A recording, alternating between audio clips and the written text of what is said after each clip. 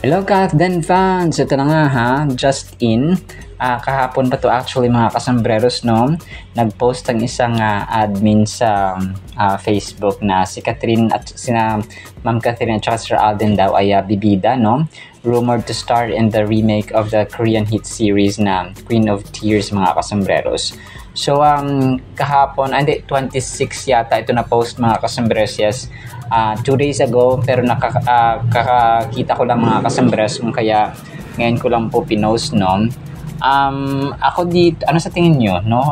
Pero sa akin sa ngayon ay hindi ito posible no kasi nga busy si Ma'am Catherine sa kanyang project no na sabi nga nila ay kaya nakasama niya Sir James Reid mga kasambres na sobrang kumaga pa sobrang konti lang ng details at teaser or trailer na binigay ng ABS-CBN mga kasambreros.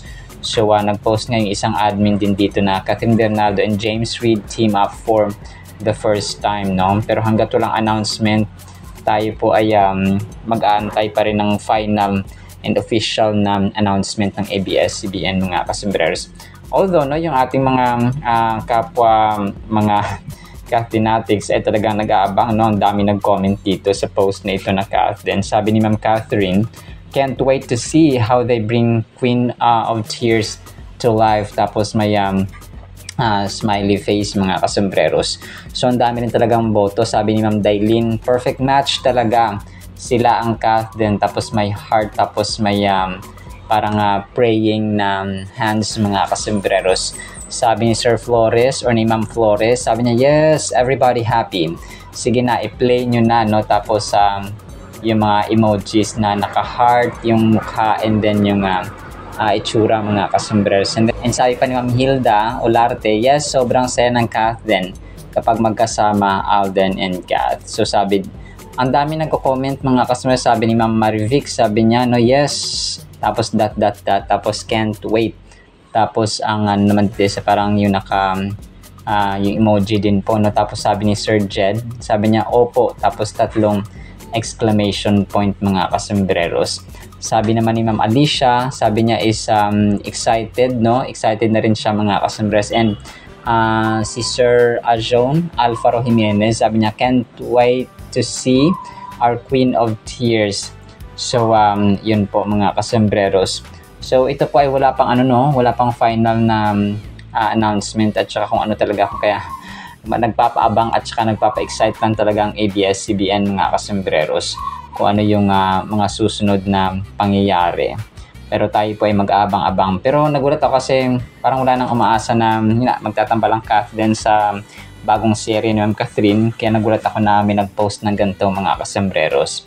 And then ito, so kahapon, nag-post si Sir Alden no, sa kanyang Instagram story. Birthday pala ni kahapon no, ni Ma'am Pokwang na si Mamang. Sabi dito niya Sir Alden ay happy birthday Mamang no, from Alden Richards. Tapos may mga flowers siya mga kasambreros. Tapos hindi ko lang kung ano to, kung parang orchids din siya no. Mahilig si Alden, pagka special sa kanya orchids binibigyan niya no, kagaya kay Ma'am Catherine. So sabi ni Ma'am Pokwang dito ay thank you nak, I love you. Sabi gano'n niya Ma'am Pokwang mga kasambreros, parang anak-anakan na niyan si Sir Alden Richards. Sabi niya grabe ka naman Alden, sabi gano'n. maraming salamat daw sa sa pagpa-flower, sabi niya. I love you, sabi gano'n. Thank you. And ang birthday pala ng Ma'am Pokwang kahapon talaga no, August 27, 1972. So she just turned 53 years old mga kasambreros. In Ilonggo pala siya no, taga Iloilo City, pinanganak si Ma'am Pokwang mga kasambreros. So ang kulit na, nagulat ako na Ilonggo rin pala siya or Ilongga na kagaya natin mga kasambreros. And then ito, si Ma'am Marian, nag-comment pala si dito, si Sir Alden sa kanyang, yung sa FAMAS nga mga kasambreros, no? Na best actress. Nag-comment pala siya doon, no? Sa kanyang post sa Instagram yata ito. Tapos, nag-comment siya na parang, congratulations bro. Bro ang ano, tapos may heart na emoticon mga kasumbrers or logo. Bro ang tawag na kay Ma'am Catherine ay Ma'am Marian Rivera mga kasambreros. So di ba dapat ate yan yan. Ang kulit na mag-ating ito. So kahit ano ay pwede nilang itawag sa isa't isa mga kasambreros. And then ito, so verse of the day no ni Sir Alden Richards. Ang ganda nito kasi ito rin ay isa sa mga inaabangan natin, Ephesians 4:32 mga kasambreros. So, and by the way, nagpapasalamat tayo nakapost si Sir Alden ng kanyang Instagram story. Akala ko hindi siya makakapost mga kasambreros. Ephesians 4:32, be kind and compassionate to one another, forgiving each other just as in Christ God forgave you. So, magpatawad daw tayo kagaya ng pagpapatawad sa atin ni Lord Jesus Christ mga kasambreros. So, which is very true. And very true and amen Pops Alden. So isa ito sa talagang inaabangan ko na kanyang ipopost mga kasambreros no, yung kanyang verse of the day. Then ito, Instagram story ni Sir Alden mga kasambreros. Si Mr. Bean no, ay birthday rin pala ni Mr. Bean mga kasambreros. Ang kulit lang pinost niya si Sir Rowan Atkinson na sobrang sikat na dito na British or English na actor mga kasambreros. So magaling na ito no, parang sa comedy, sa action, sa mga suspense. Dati may mga pelikula rin pala si Mr. Bean. Ang akala ko si dati talang purong comedy lang si Rowan Atkinson mga kasambreros, or also known as Mr. Bean. Nakala ko namatay na siya no, pero 71 years old or 71st birthday niya mga kasambreros. So ang kulit lang kasi fan din pala si Sir Alden ni Mr. Bean. So para siguro siyang comedy king or prince of comedy rin sa England, kasi di ba tayo merong Dolphy, merong merong mga Long Mejia or sila Ma'am Ay de las Alas sa Pilipinas. So sila doon ay parang ganun din mga kasambreros no, meron silang ganung tipo. So actually that is it na sa ating Kathleen items. So medyo busy pa, tsaka walang mga teaser na pinalabas si Ma'am Catherine at ang ibang admin maliban dito. So sana po ay pakinggan po natin ang Word of God. Today is August 28, 2025, Thursday na po. Sana po ay pakinggan po natin ang Word of God. At para po sa ating Word of God ay sobrang ganda po nito. Ang title, Libreng Ibinigay, Libreng Ibigay. Matthew 10 verse 8, heal the sick, cleanse the lepers, raise the dead, cast out demons. Freely you have received, freely you give, or freely give. So ito mga kasambreros ay instructions no, or commandment ni Jesus Christ sa kanyang mga apostles. So sa atin po ay napaka-relevant po nito kapag tayo ay lingkod ng Panginoon sa ating buhay, and sa church mga kasambreros ay napaka-applicable din po nito. And tayo po ay sa ating buhay mismo, sa ating tahanan, kung sino man tayo, kung meron tayong hindi ako naniniwala kasi na walang regalo or walang talent, walang skill, walang dunong, or walang pwedeng ibigay ang tao no. Ako wala akong material, wala akong kaperahan na sobrang dami. So ang kaalaman na ito at saka yung updates and then yung trivia, so yun po yung ating binibigay mga kasambreros. So si Jesus Christ dito ay napaka-powerful actually nito mga kasambreros, na although hindi tayong na-commission, hindi tayo talaga yung personal na in-instruction ni Lord Jesus Christ, ito po ay applicable sa atin. So kung ating pong talent ay meron tayong talent sa giving, may talent tayo sa math, may talent tayo sa English, or sa pag-compose ng mga essays or pagsulat ng mga libro, or sa kahit ano no, service ba yan or quality time. So sabi ito ni Lord mga kasos, libre nating tinanggap no, yung mga talent. Kasi nga sila dito, talagang literal sila na nagpapagaling sila ng may masakit mga kasambreros no. Kasi grabe yung banal na espiritu ng leading ng banal na espiritu. That is why kapag dito nagpapagaling sila na may sakit, talagang gumagaling mga kasambreros. Nalilinis yung mga may ketong, no, yung mga lepers mga kasambreros, tsaka yung mga patay ay nabubuhay. So maging yung mga nasasapian na mga demonyo ay talagang umaalis mga kasos. And yun nga, sa panghuling statement ni Jesus Christ sa verse na ito ay, freely you have received, freely give. Kumbaga pa, yung mga talent natin na ito, yung wisdom, libre nating natanggap mga kasubreros sa Panginoon. So kung kaya dapat din ay libre nating ibibigay or libre tayo mag-share mga kasubreros. Pero kapag ikaw ay professional, kasi kunwari professional teacher ka, professional doctor, professional engineer, architect, so ibang usapan po yun mga kasubreros kasi magkaiba yung profession at saka yung sa talent mo namin. So kasi marami rin yung mga kasubreros, no? Yung mga nakakatuwa kasi sa TikTok, talagang marami na rin yung mga doktor, mga nurse, nagsishare na rin sila ng kaalaman nila sa kanilang profession using that platform, yung TikTok or sa Facebook Reels for example. So talagang nakakatuwa, no, blessing sa Panginoon. Kahit ako, no, ay talagang nakaka-learn din yung mga Spanish lessons, and trivia and so on, yung mga videos na ginagamit natin minsan dito, available na sa TikTok, sa YouTube, no, sa Facebook and so on. So talagang tayo ay nagpapasalamat, no, sa Panginoon mga kasubreros. And ang verse na ito ay isang powerful teaching ni Lord Jesus Christ at reminder sa atin na in-encourage tayo na yung mission natin sa buhay ay dapat nating gawin mga kasubreros. May napanood ako si Pastor Steven nakalimutan ko na Prado, no, Pastor Steven Prado. So nakikinig ako minsan ng kanya mga teachings, no. Sabi niya, yung tayo ay may trabaho, di ba? Kunwari sa opisina, o isang guro, o isang anuman dyan, no? May trabaho tayo, pero hindi yun yung purpose natin.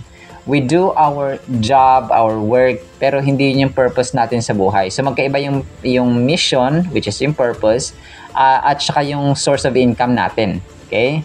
Kung kaya maraming tao ang nagtatrabaho, trabaho ng trabaho, hindi sila nasasatisfy kasi nga hindi yun yung purpose natin sa buhay. Okay, na-gets po natin. Maaring magkamal tayo ng maraming pera, but we will not be satisfied. Hindi tayo makakontento because hindi yun yung fulfillment ng purpose ng buhay natin sa mundong ito. Maaring mag-overtime ka, you have this, you have that, you have all the things that you wanted and you desired, pero parang ma-feel mo na empty ka pa rin. Kasi hindi nga yun yung purpose at main mission natin sa buhay.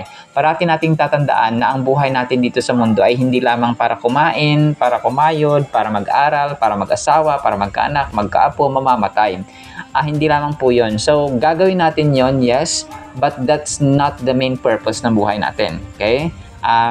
Yung main purpose natin, yung love the Lord your God with all your heart, mind, soul, and strength, and love your neighbor as you love yourself. So, dinalawan na ng Panginoon mga kasubreros, but papasok dito yung pagbabago, yung pananampalataya, yung the way you act toward other people, the way you treat them, paano mo sila, yung magulang mo, paano mo tratuhin, yung kapatid mo, asawa mo, minamahal mo ba sila according sa turo ng Panginoon, and so on mga kasubreros. Naghahayo ba tayo, nag-share ba tayo ng gospel, sinishare ba natin yung goodness ng Panginoon, nagte-testify ba tayo? So ako po talaga araw-araw talagang gusto ko mag-testify ng kabutihan ng Panginoon.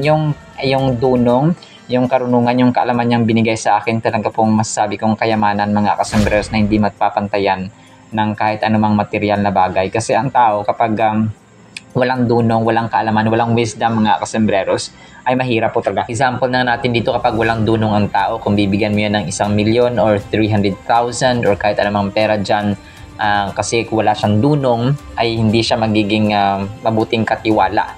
Baka 1 week lang ay naubos na yun at hindi niya na-invest mga kasubreros sa mas productive na business or na bagay. So whereas kapag ang tao merong maliit lang na pera pero marunong siyang kasi may dunong siya, may kaalaman siya, may wisdom siya, so mapapalago niya yung perang yon because may kaalaman siya mga kasubreros. So doon natin mababase. So, parang ganun lang yun mga kasubreros. So, very literal pero very practical. The command to heal the sick and raise the dead emphasizes God's power at work through His followers. The disciples are being empowered to demonstrate God's love and compassion through practical action. So, ang nagsisignify po ito na hindi lamang sila minister ng salita, pero sila din po ay sa action, no, sa gawa mga kasubreros. So kumbaga lead people by example, which is definitely very effective mga kasubreros, no. You cannot lead people by just preaching, by just words, no, by just nagging mga kasubreros. Kahit na araw gabi ka pa diyan mag-speaker at magasigaw, kung hindi nakitaan sa iyong example or good example na gusto mo mangyari sa taong nasasakupan mo or sa tao sa paligid mo or sa tahanan mo, ay useless din po mga kasembreros. So although ito ay napakataas na level, no, kasi nga magpagaling ka na may sakit agad-agad, kasi karon parang ngayon kailangan mo talaga ng medical or doctor, ng mga medical experts mga kasembreros, kung ano mga mapakaramdaman meron tayo specifically sa mga specialists, for example ENT, dito neurologist, and so on, gastroenterologist, and so on mga kasembreros. So dito ay reminder ito sa atin mga kasembreros na kung ano mang meron tayo, okay, kahit na hindi man yan yung power talaga na makapagpapalis ng mga demonyo or makapagpagaling ng mga may ketong and so on mga kasembreros, pero kung ano yung meron tayo, kasi we cannot give what we don't have mga kasembreros. So kung may kindness tayo, i-perform natin yun mga kasembreros. Kung maawain tayo, let's do that let's apply that sa ating pamilya. Kapag tayo ay hindi talagang tayo dito, hindi kawalan sa atin na magpatawad, no? Kapag tayo pa magpatawad ay tayo po ang mas pupurihin at saka pagpalain ng Panginoon mga kasembreros. And reminder dito sa atin na libre tayong binigyan ng Panginoon. So may mga times na kailangan natin tumulong and we don't ask for any return. So yun ang isa sa dito mga kasembreros, generosity. No, nag-emphasize din ito ng generosity at saka selflessness mga kasembreros. Nung sinabi niya Jesus Christ na freely give and freely give, libre na binigay mga kasembreros. So libre din tayo magbibigay. Bihira na lang yung mga taong ganito na parang tutulong sila and then they don't ask for any return. And Sir Alden Richards, no, one of the best examples ng mga gantong bagay na parating tumutulong mga kasembreros. So nagre-remind ito sa atin na magbigay tayo without expecting for any return. True generosity is an expression of love, reflecting God's goodness to us. It motivates us to find ways to bless others without counting the cost. So hindi ka dapat nagbibilang. Kunwari, tumulong ka, may it be sa financial, pwedeng sa service, no? Uso kasi sa amin dati ang bayanihan, no? Yung kunwari, walang pera ang may-ari ng lupa. So kapag gusto nyo magpararo, magpapatulong lang siya sa mga kapitbahay or sa kung sino man dyan. Tapos kapag kailangan na naman ng tao na yun, kahit walang bayad, no? Kunwari, mag-aararo lang siya, no, buong araw. Tapos kapag yung iba na naman yung magpapaararo, so sila naman yung mag-aararo doon, tas walang bayad. Parang gano'n lang ba? Tulungan mga kasurbayanihan, uso yan sa probinsya mga kasembreros. So hindi lang pera ang labanan, no, when it comes to selflessness or generosity mga kasembreros. So ganun po siya. So as a final thought, ang Matthew 10:8 mga kasembreros ay nag-serve sa atin ng powerful reminder na tumatawag sa atin, no, na magsilbi, maglingkod mga kasembreros at saka tumulong sa mga tao sa paligid natin, especially sa ating pamilya mga kasembreros, our first ministry. So wag natin kalimutan talaga ang ating pamilya mga kasembreros, kasi kapag maayos ang ating relasyon sa ating magulang, sa ating Panginoon, unang-una sa lahat ay tama din po at saka maibigin tayo sa ating pamilya at sa ating kapwa-tao. Alright, salamat po sa ating Word of God, nawa po ipagpalaan po tayo ng pag-ibig, pananampalataya, pag-asa, and kindness mga kasembreros, and generosity, that we help and we serve other people without asking for any return. In Jesus' mighty name we pray, amen and amen. See you sa next segment mga kasembreros, and paalam po.